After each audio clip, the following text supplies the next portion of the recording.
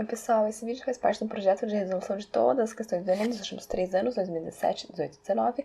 Nesse primeiro vídeo da série a gente fala um pouquinho sobre a prova, como ela é, relembra para que serve, e depois a gente tem todas as resoluções divididas em duas formas. A primeira são algumas questões agrupadas no mesmo vídeo, de acordo com os tópicos e assuntos mais frequentes, para a gente ver como isso acontece, como o Enem formula, como ele solicita, esses tópicos, esses assuntos que sempre estão caindo na prova, todos os anos, recorrentemente, em várias questões. E do outro lado a gente vai ter as questões isoladas, então as outras questões que não aparecem nesses agrupadinhos, elas vão ser resolvidas isoladas, como nesse vídeo. Então se você não encontrou sua questão isolada, procure por favor um desses vídeos ou pergunta, a gente te ajuda. Combinado? Vamos lá?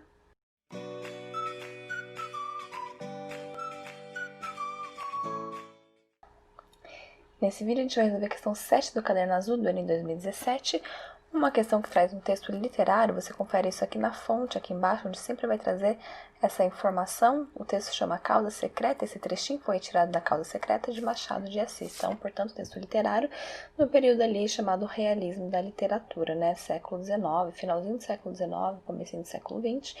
E o que a gente tem aqui?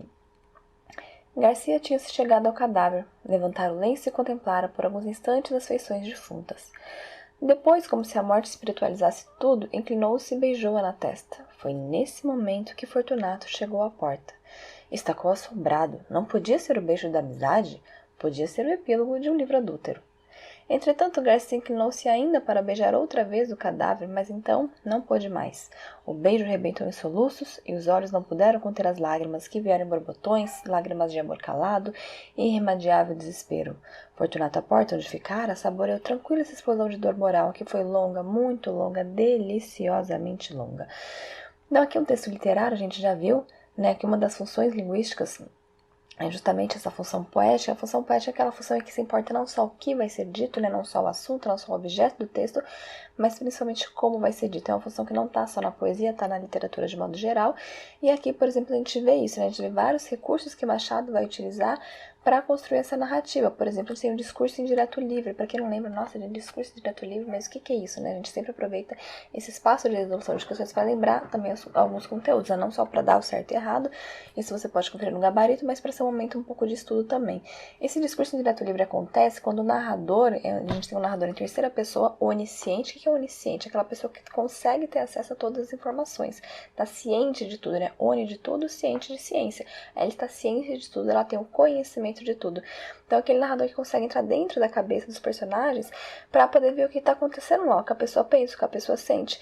E aqui, se a gente tivesse só uma câmera, só alguém olhando, a gente não saberia como as pessoas estão se sentindo. A gente poderia supor, tá chorando, tá triste. Mas é diferente de você ter certeza como a pessoa se sente. E aqui, a gente tem que o Fortunato, ele parece que ficou feliz. Em vez de ele ficar indignado que a pessoa, nossa, ele descobre ele adultério na hora da morte, em vez de ele ficar indignado, nossa, adulto, claro que ele ficou assombrado, aqui diz que ele ficou assombrado. Poxa, mas peraí, por que ele ficou assombrado? Porque ele teve um choque ali, porque foi inesperado, quebrou a expectativa dele. Quando ele viu a reação do Garcia, ele falou, isso não é um beijo de amizade não, isso é um beijo de adultério. Então, primeiro ele teve esse momento de choque.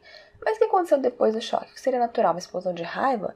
Uma explosão de ciúme? Uma explosão de decepção? E, no entanto, o que ele tem? Ele tem momentos deliciosos. Ele fica feliz. Olha ali. Ele fica tranquilo, saboreando, contemplando. Ele curte. O que ele curte? O sofrimento do Garcia. Tipo assim, bem feito, tá vendo? Então, quer dizer, é uma construção esquisita, Porque não é isso que a gente espera. Então, tem aqui uma quebra de expectativa, tem... Ele tava falando do uso do discurso, desculpa. O uso do discurso indireto, Quando ele fala que está com assombrado, não podia ser o beijo da amizade, podia ser o epílogo de um livro adulto. Eu vou até grifar pra vocês. O que a gente tem ali quando fala isso? A gente tem um discurso direto livre, O narrador tá falando, olha, ele ficou pensando, isso não é um beijo de amizade, isso é um beijo adultério.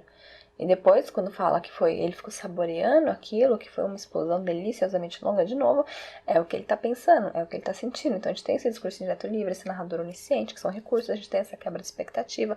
O que mais a gente tem ali? O epílogo de um livro adúltero, então tem uma metáfora, Então ali poderia simplesmente falar assim, temos um adultério, temos uma traição. Não, tem o que é o epílogo? É o finalzinho, O que acontece no final, acabou a história e depois, o que vem depois? Ali, O fecho da história. Então a gente tem vários recursos aqui sendo utilizados, o que o Enem quer? No fragmento, o narrador adota um ponto de vista que acompanha a perspectiva de Fortunato. É exatamente isso que a gente falou do narrador onisciente. Então veja que o Enem não usa palavras, necessariamente as nomenclaturas, o que a gente sempre vem reforçando, ele não usa nomenclaturas como a gente está acostumado, mas ele explica, né? Ele usa os conceitos, que é isso que você tem que saber também, conhecer os conceitos, os significados, não necessariamente a nomenclatura. Claro que te ajuda, mas o Enem ele não vai cobrar o conceito em si, o nome do conceito. Ele vai cobrar que você realmente saiba não só classificar, mas entender o processo, que é o mais importante. Então, o que acontece? O fragmento, o narrador adota um ponto de vista que acompanha a perspectiva de Fortunato. Ele está te dando uma informação. A gente também já viu que o Enem sempre vai dividir o enunciado em duas partes. A parte que ele vai dar informação e a parte que ele vai fazer uma demanda, uma pergunta, uma solicitação. Qual é a solicitação? O que singulariza esse procedimento narrativo é o registro do quê? Singulariza, Giane? Aqui tem uma palavrinha-chave. Se você não sabe o que é, ficaria complicado, você provavelmente erraria a questão. Não é uma questão difícil, mas é uma questão que precisa de atenção nesses termos escolhidos pelo Enem. Singularizar é tornar singular. O que é singular? O que significa isso? É algo particular, é algo diferente. Então, uma pessoa singular é uma pessoa que ela tem características próprias, características que normalmente ninguém mais tem. Quando a gente fala, uma pessoa ímpar, também tem esse sentido. Então, singular, ímpar, são coisas particulares, coisas diferentes, coisas que vão particularizar, individualizar, tornar aquilo diferente de outros, né? Tornar singular, tornar único, tá bom? Então, eu quero aqui algum registro, algum procedimento, quer dizer, nesse olhar que o narrador tem, né, que aliás o foco narrativo traz, né, esse olhar dos personagens, a gente tem algo que diferencia de outras narrativas. O que vai diferenciar? O que vai tornar o Machado tão especial, esse texto tão único? A indignação face à suspeita do adultério da esposa. De fato, Jane, ele teve ali, né, você até falou, estacou assombrado, ele parou assombrado, ele ficou assombrado, então realmente teve essa indignação. Realmente teve, mas a pergunta não é o que aconteceu no texto, a pergunta é o que torna o procedimento único, diferente, até um pouco estranho. E não é essa indignação, porque isso é o que você espera, né? Se você descobre que a sua esposa, ou parceiro, enfim, está te traindo, o que se espera? Que no mínimo você fique indignado. Poxa, como assim, né? Então isso é o que se espera. Então isso não é o que singulariza, isso não é o que torna diferente, o que torna único o texto dele, tá bom? É a reação esperada. Então, é o registro de uma tristeza, letra B, né? De uma tristeza compartilhada pela perda da mulher amada. Não temos essa tristeza compartilhada, a gente tem o Garcia sofrendo e o Fortunato, quando chega, em nenhum momento fala de sofrimento. Fala primeiro que ele realmente ficou assombrado, ele ficou espantado, e depois ele ficou feliz. Mas em nenhum momento fala que ele estava triste também. Então a gente não tem esse compartilhamento, pelo menos tem, não é o que está aqui no texto. C. Eu tenho um espanto diante da demonstração de afeto de Garcia? Tenho, com certeza. Essa alternativa é igual a alternativa A. Eu tenho, de fato, esse espanto, eu consigo localizar no texto. Ele estacou assombrado, tá ali, né? Vou mostrar pra vocês, grifar pra vocês. Estacou assombrado. Então, eu tenho realmente esse espanto. Porém, não é isso que torna singular, pelo mesmo motivo da alternativa A. É o que se espera. Se você descobre que alguém tá te traindo, você vai ficar espantado, você vai ficar assombrado, você vai ficar indignado. Isso é o que se espera da pessoa.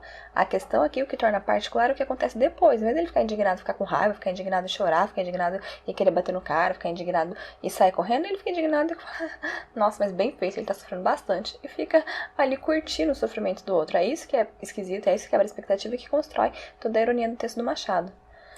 D. Eu tenho um prazer da personagem em relação ao sofrimento alheio? Exatamente, inclusive foi o que eu acabei de explicar. Ele tem prazer no sofrimento do outro. E por que isso é tão interessante na construção machadiana? Porque Machado, ele constrói ali, ele está preocupado com os dilemas da alma, né? A gente fala do psicologismo de Machado, já muito precoce, né? Então, quando as narrativas ainda não eram tão psicológicas assim, Machado já fazia isso, que é mostrar como o ser humano é conflituoso, como ele é até um pouco estranho por dentro, né? Ele tem desejos esquisitos, ele tem vontades, comportamentos que a gente não consegue explicar, que fogem do racional. E aqui o que a gente tem é exatamente isso, que é uma coisa que acontece na vida real, né? A gente, às vezes, a pessoa tá lá só, a gente torce pra pessoa morrer sem querer, às vezes, né? Não tô torcendo, mas no fundo eu tô. Ou quando ela se dá mal, a gente fala assim, que pena, mas bem feito, né? Mereceu.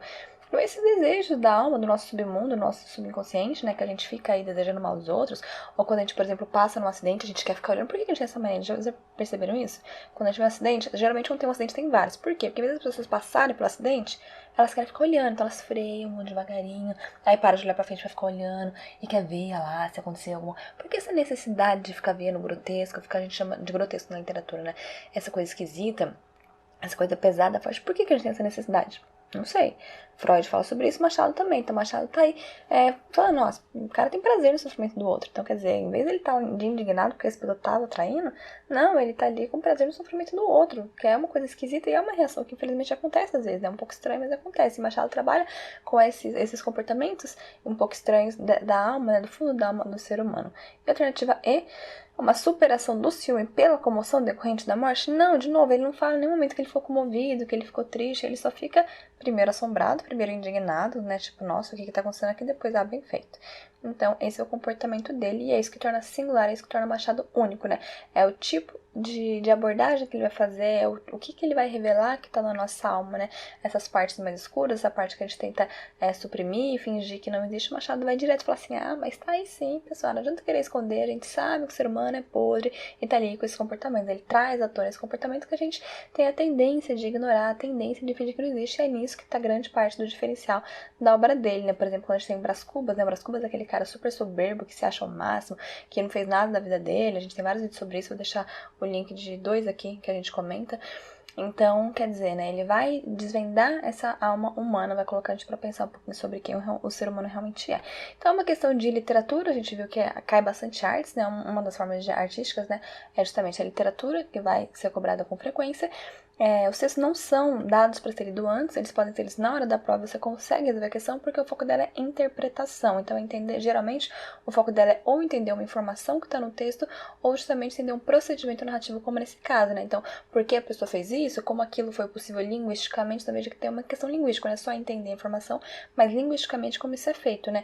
E aqui é feito por causa desse narrador que entra ali na cabeça da pessoa, é feito por causa da escolha das palavras, saboreou deliciosamente, são palavras ligadas ao universo do prazer, né? Ele não fala que ele sentiu prazer, mas ele fala que ele saboreou e fala que foi delicioso. Então, são palavras, são vocábulos selecionados do universo do prazer. E, principalmente, a dica aqui em relação à resolução da questão, qual é a dica, né? A gente sempre está atento àquilo que está correto em relação ao texto, então uma interpretação ou uma informação que é localizável, mas diferenciar isso daquilo que foi solicitado, porque a gente tem maneira de falar assim, mas nem uma prova de interpretação. Fato. Você precisa localizar a informação no texto. Fato também, isso é verdade. Porém, não basta isso.